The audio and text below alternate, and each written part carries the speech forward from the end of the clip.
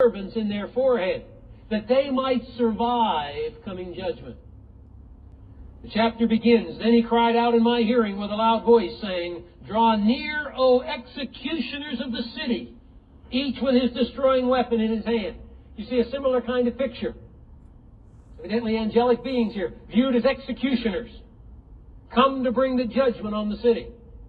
"Behold, 6 men came from the direction of the upper gate, which faces north, each with his shattering weapon in his hand. And among them was a certain man clothed in linen with a writing case at his loins. And they went in and stood beside the bronze altar. Then the glory of the God of Israel went up from the cherub on which it had been to the threshold of the temple." What you have being recorded in these opening 10 chapters of Ezekiel is the departure of the glory of the Lord from the temple. So that when you get to chapter 10, verses 18 and 19, the glory of the Lord will depart to the eastern gate and leave Israel. God's glory will have left the nation. But at the end of verse 3, he called to the man clothed in linen.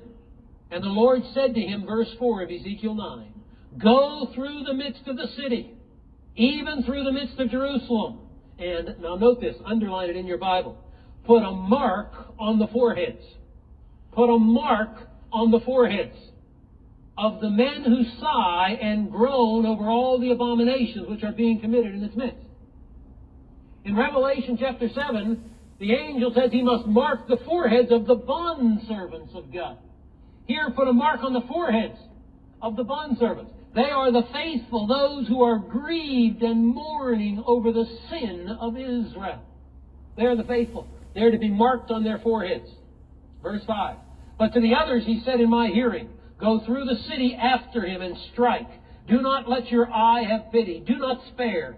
Utterly slay old men, young men, maidens, little children, women.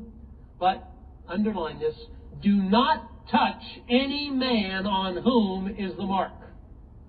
So you see again, what does the mark do? It preserves the servants of God from the judgments that are about to be poured on unbelieving mankind. And then they are to go throughout the city. The judgment is so devastating that Ezekiel thinks everybody is going to be wiped out. Verse 8.